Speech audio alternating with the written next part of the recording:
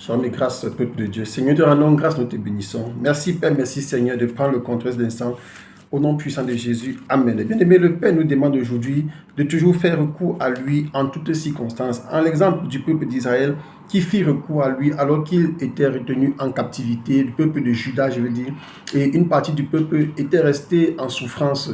Ils ont fait recours à Dieu parce qu'ils avaient finalement compris que leurs idoles, leurs faux dieux, leurs autels ne pouvaient pas les aider et que en réalité, c'était à cause de ces autels-là qui sont tombés. C'est pour cela que dans le livre de Lamentation, chapitre 3, au verset 37, il est écrit: qui dira qu'une chose arrive sans que le Seigneur l'ait ordonné? Qui dira qu'une chose arrive sans que le Seigneur l'ait ordonné? Et en haut, il dit: quand on fait tort à autrui dans sa cause, le Seigneur ne le voit-il pas? Donc, bien aimé, parfois quand nous faisons du mal à autrui, parfois quand nous marchons dans les voies qui ne sont pas justes, même le Seigneur lui-même peut permettre que nous tombions. Comme ça était le cas pour le peuple de Juda. Le peuple l'avait prévenu de ces mauvaises voies, de ces faux dieux qu'ils adoraient, de ces faux prophètes.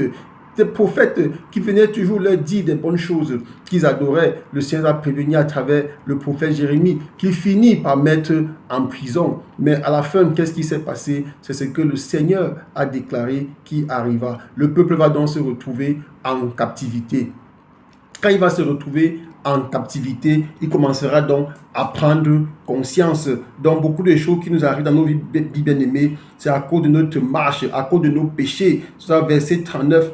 Il dit: pourquoi l'homme vivant se plaindrait-il? Que chacun se plaigne de ses propres péchés. Donc, regardons notre façon de marcher, bien-aimé. Ce qui nous arrive parfois dans ce monde, c'est à cause de notre façon de marcher. La jeune fille, on lui dit: tu es encore jeune, ne couche pas avec les hommes. Attends, quand tu seras marié, elle va avec les hommes. Après, une grossesse arrive et elle ne peut plus aller à l'école, elle ne peut plus fréquenter normalement. Parfois, c'est une maladie qui arrive. Parfois, c'est un sugar daddy qui la récupère et il prend toutes ses énergies. Oui, on insistera toujours parce que c'est ça qui fait la vedette de notre monde d'aujourd'hui. Parfois, le jeune garçon, on lui demande: ne fais pas ceci. Il va faire, il se retrouve dans un groupe de bandits. Et pour finir, lui-même devient bandit, fumeur de drogue et sa vie vole en l'air. Pour finir, il va finir sa vie en prison. Donc, bien aimés, faisons attention à notre marche de tous les jours. Parfois, dans nos familles, les enfants nous apportent de l'argent, beaucoup d'argent. Nous sommes contents de manger. On dit: les enfants ont bien grandi. Mais on ne cherche pas la source de revenus de cet argent-là. Un beau jour, on nous apporte la tête de notre enfant. Et qu'est-ce qui va arriver? On commence à prendre donc conscience alors qu'il y avait des signaux. Parfois, l'enfant est mauvais dehors.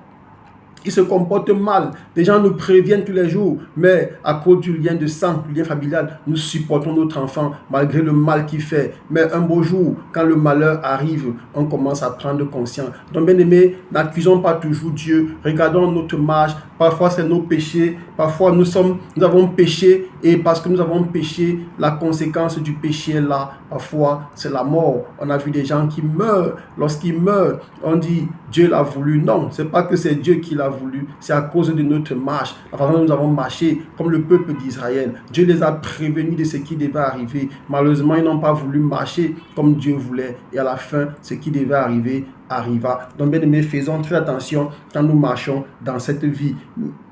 Le peuple d'Israël, lorsqu'il est tombé, est-ce qu'il va donc s'arrêter là? Il va reconnaître que Dieu est bon, n'est-ce pas? Dans le verset, Lamentation chapitre 3, versets 22 à 23, le peuple dit: les bontés d'Éternel ne sont pas épuisées, ses compassions ne sont pas à leur terme, elles se renouvellent chaque matin.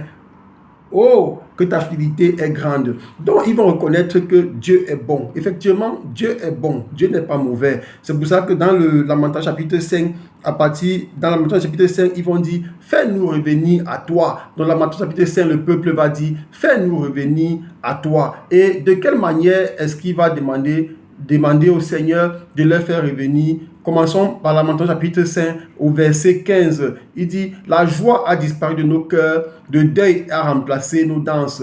La couronne de notre tête est tombée. Malheur à nous parce que nous avons péché. Donc, premièrement, le peuple va reconnaître qu'il est pécheur. Donc, s'ils sont tombés, c'est à cause d'eux-mêmes. Ce n'est pas à cause de Dieu. Il dit: malheur à nous parce que nous avons péché. Et après avoir reconnu qu'ils sont pécheurs, la suite c'est que quoi? Il dit: toi, l'Éternel, Tu règnes à jamais, ton trône subsiste de génération en génération. Donc, il va reconnaître la grandeur de Dieu, adorer Dieu, il faut louer Dieu. Et à la fin, il dit à Dieu, fais-nous revenir vers toi, ô Éternel, et nous reviendrons. Donne-nous encore des jours comme ceux d'autrefois. Donc, bien aimé, qu'est-ce que cela veut dire? Si nous avons des jours meilleurs, c'est parce que Dieu est avec nous. C'est grâce à Dieu. Ce n'est pas parce que nous sommes forts, nous sommes puissants. Non. Chaque chose que tu fais dans cette vie, bien aimé, fais le bien. Parce que chaque chose que tu fais mal peut causer ta ruine, peut causer ta perte.